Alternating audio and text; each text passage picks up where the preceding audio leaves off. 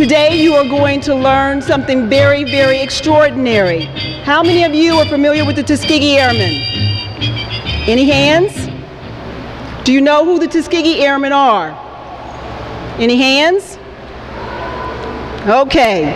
Then today is going to be an extraordinarily informational and wonderful and rewarding day for you. Well, my family is still here. I'm living and working in New York, but my family is here, and I was concerned with spending more time here, seeing the lack of focus and attention the kids were paying, particularly to education. Education has been such a monumental change in my life, and it's afforded me great opportunity that I know the children, if they're given the right opportunity education-wise, can go on and pursue too. So my goal is just to introduce them to the world of opportunity through education.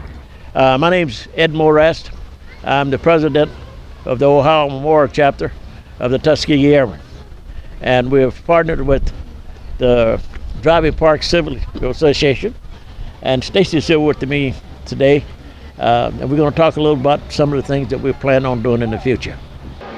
The Tuskegee Airmen are the first African Americans to fly fighter planes.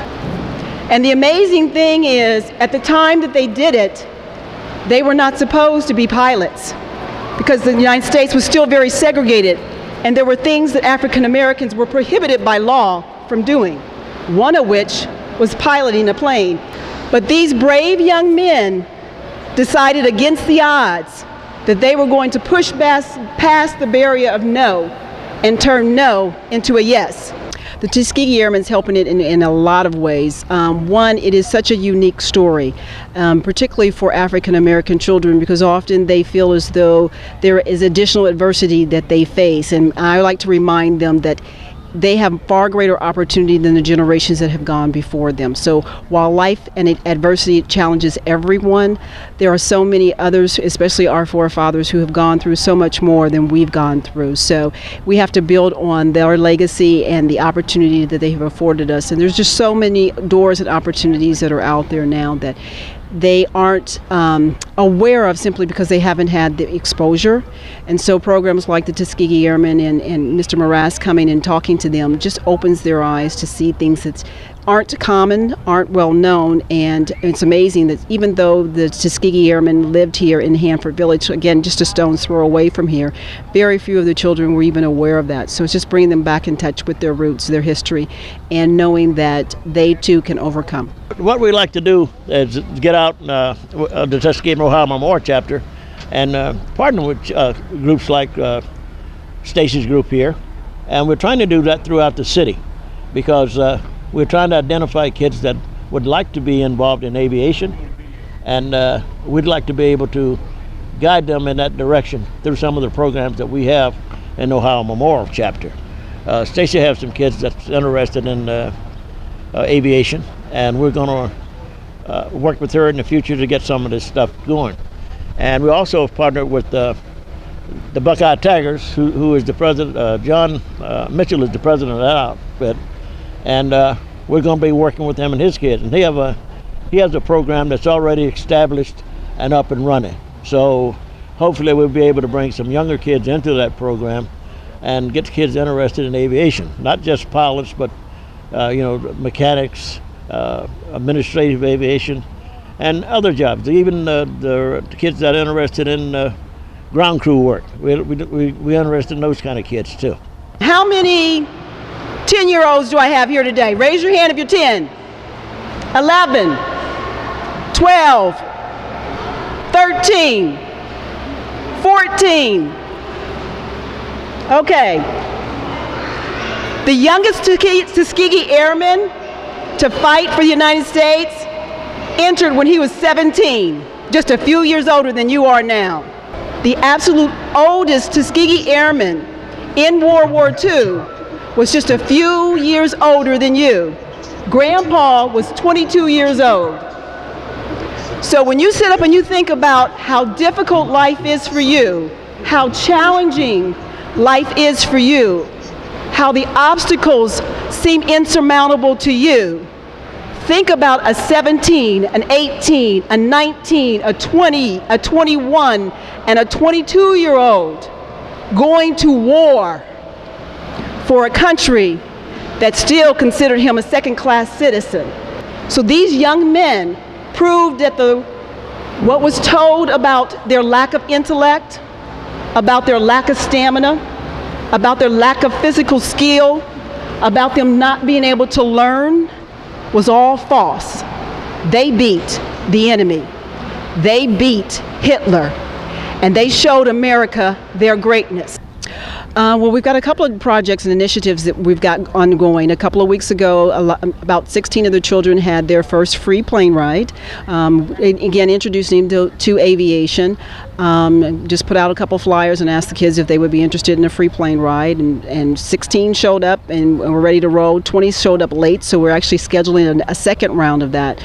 But I have found that there's something very tangible about aviation that captivates kids' imagination, their interest, and they tend to perform academically better and once they become involved and interested in aviation. So it's just really great for me to have the opportunity to partner with Tuskegee Airmen, not only to help them relive the legacy that has gone before them, but also knowing that that is a linchpin to great opportunity for them and to get them to take a greater care and focus in terms of their own personal pursuit for education. Stacey's already put together a program on nonviolence, and what we will do is we'll support that program of nonviolence through education by the Tuskegee Airmen.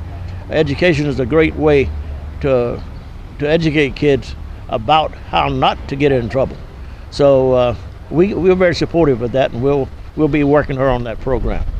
And it's these things that we like to do in the community that brings us together, that makes a positive difference in the community. You know, aviation is a great thing. But kids can't be interested in aviation if they're subject to a lot of negative things and no positive images to go by.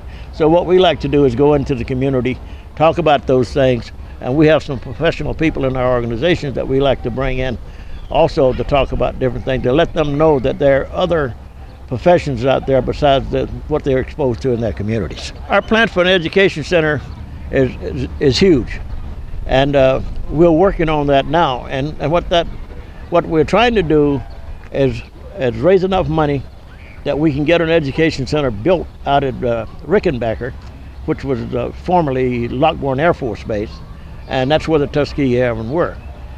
We are talking now with the regional airport, NetJet, and Ohio State, and we're just in the phases, in some certain phases of that. And hopefully within the next few meetings that we have, we'll have a pretty good direction of where we are going. So so far, everybody that we've talked to has been on board with what we're doing and think it's a great thing. But thinking it's a great thing and raising the money is two different things. So what we got to do now is get down to how we're going to get the money to get this done. Yes, this is actually a very fine community. It's one of the older established areas in Columbus. It's interesting, I was talking to someone recently and they were saying that when they grew up here several years ago in Columbus, they knew of Driving Park. Now there are a lot of little communities that have been given an identity and been given a name, but they said Driving Park has always had one, and I hadn't thought about that, but it's true. But one of the other things that's really unique about Driving Park is it is historically a mixed community, mixed not only racially but also education-wise. It was a working class community, but it also had professional individuals there, and the kids and the parents and the neighbors all got along very, very well. It has changed recently, and now that's why we're getting involved here to re-engage and re-establish those connections, particularly the intergenerational connections between the seniors and the younger children, to bring back that sense of community, that sense of spirit and care and concern for one another, to put us back on the trajectory where we were, where it was a safe and vibrant community. So just happy to be a part of that. I challenge each and every one of you today to know the obstacles that face you are far, far simpler than the obstacles that face them. They've paved the way for you, and you have more benefits now than any one of them ever had. And so their legacy rests with you.